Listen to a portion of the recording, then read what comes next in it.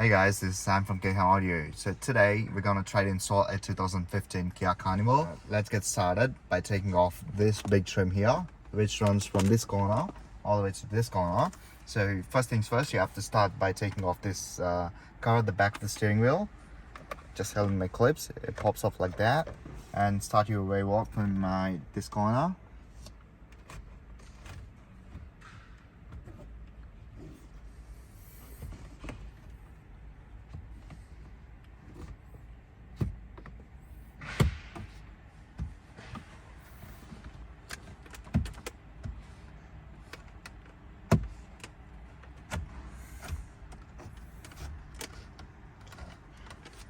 That one's coming in the background, man.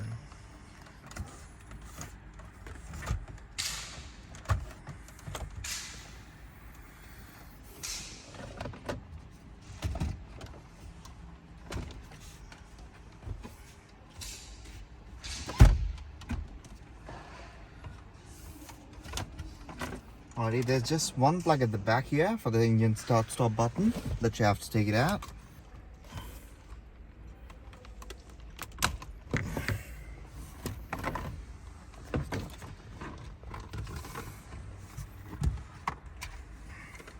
There you go, guys.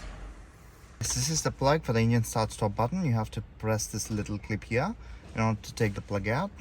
And the next thing is take this actual head unit out, which is just held by 4 Phillips head screws. So you can use one of this Phillips head screwdriver.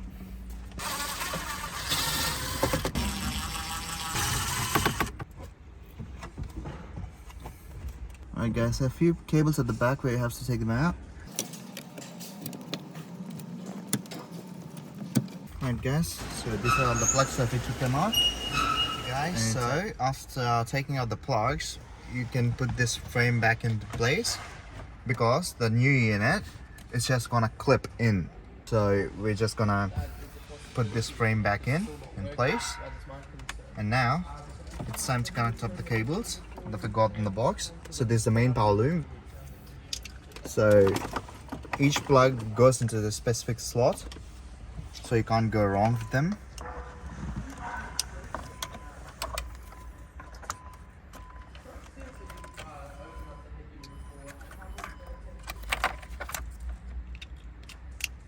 So if you have a leftover plug, don't worry about it. It's for the even newer models. So if your car doesn't have it, don't stress about that.